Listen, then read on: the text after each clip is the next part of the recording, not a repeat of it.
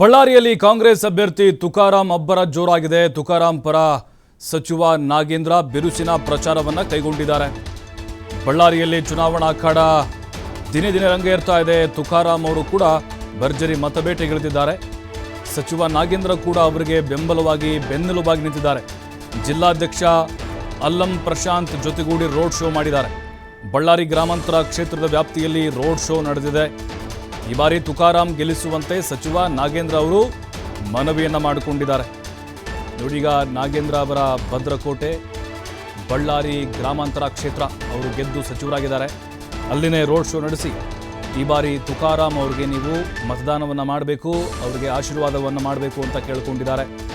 ಭರ್ಜರಿ ರೆಸ್ಪಾನ್ಸ್ ಸಿಗ್ತಾ ಇದೆ ತುಕಾರಾಂ ಅವರ ಒಂದು ಸಮಾವೇಶಗಳು, ರೋಡ್ ಶೋಗಳಿಗೆ. ಅಲ್ಲಿನ ಸ್ಥಳೀಯ ನಾಯಕರು ಕೂಡ ದೊಡ್ಡ ಬೆಂಬಲವಾಗಿ ನೀಡ್ತಾ ಇದ್ದಾರೆ.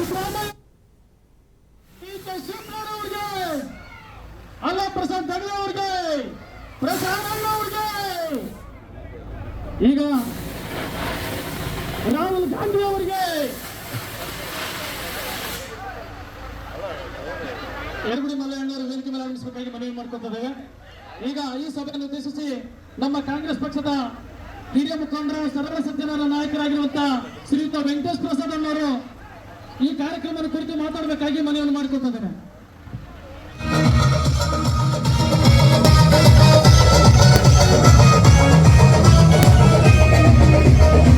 ಸೂರ್ಯನ ಕಾವು ಎರಡೂ ಜಾಸ್ತಿ ಆಗಿಬಿಟ್ಟಿದೆ.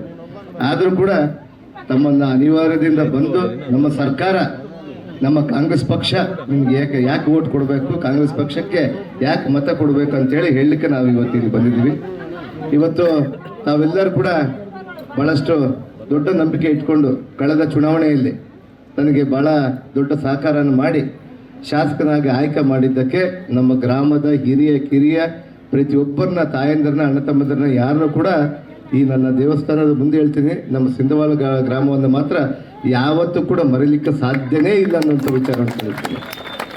ಯಾಕಂದ್ರೆ ಇಲ್ಲೇ ಯುವಕ ಮಿತ್ರರು ಅರುಣ್ ಆಗಿರ್ಬೋದು, ಪ್ರತಿಯೊಬ್ಬರು ಅಂದರೆ ಒಬ್ಬೊಬ್ಬರು ಹೆಸರು ಹೇಳ್ಕೊಂತಂದ್ರೆ ಪ್ರತಿಯೊಬ್ಬ ಮನೆಯಿಂದ ಕೂಡ ಒಬ್ಬರು ಬಂದು ನನಗೆ ಸೈನಿಕರಾಗಿ ಕೆಲಸ ಮಾಡಿ ಇವತ್ತು ಮಾಡಿ ನನಗೆ ಈ ಸ್ಥಾನದಲ್ಲಿ ನಿಲ್ಲಿಸಿ ಮತ್ತು ಈ ಸ್ಥಾನದಿಂದ ಇನ್ನೊಂದಿಷ್ಟು ಮೇಲೆ ಸ್ಥಾನಕ್ಕೆ ಹೋಗ್ಲಿಕ್ಕೆ ಕಾರಣಭೂತರಾಗಿದ್ದಾರೆ. ಅದು ಯಾಕಂದರೆ ಈ ಘನ ಸರ್ಕಾರದಲ್ಲಿ ನನ್ನನ್ನು ಮಂತ್ರಿಯಾಗಿ ಮಾಡಿದ್ದಕ್ಕೂ ಕೂಡ ಆ ಮಂತ್ರಿ ಮಾಡಿದ್ರ ಒಂದು ಕಾರಣದಲ್ಲಿ ಕೂಡ ನಮ್ಮ ಸಿಂಧವಾಳ ಗ್ರಾಮದ ಪ್ರತಿಯೊಬ್ಬರು ಇದ್ದಾರೆ ಅನ್ನುವಂಥ ವಿಚಾರವನ್ನು ತಿಳಿಸಿ ಇವತ್ತು ಬಹುಶಃ ಇವತ್ತು ಈ ಚುನಾವಣೆ ಬರೋ ತಿಂಗಳು 7ನೇ ತಾರೀಕಿನ ಕೇವಲ 10 ದಿನ ಮಾತ್ರ ಬಾಕಿ ಇದೆ.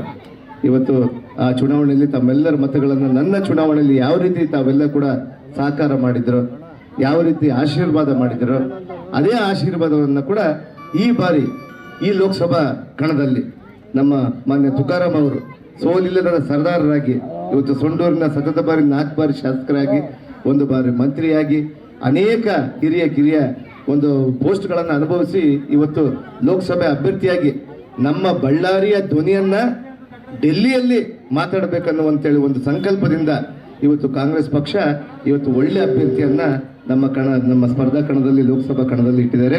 ಅದಕ್ಕೆ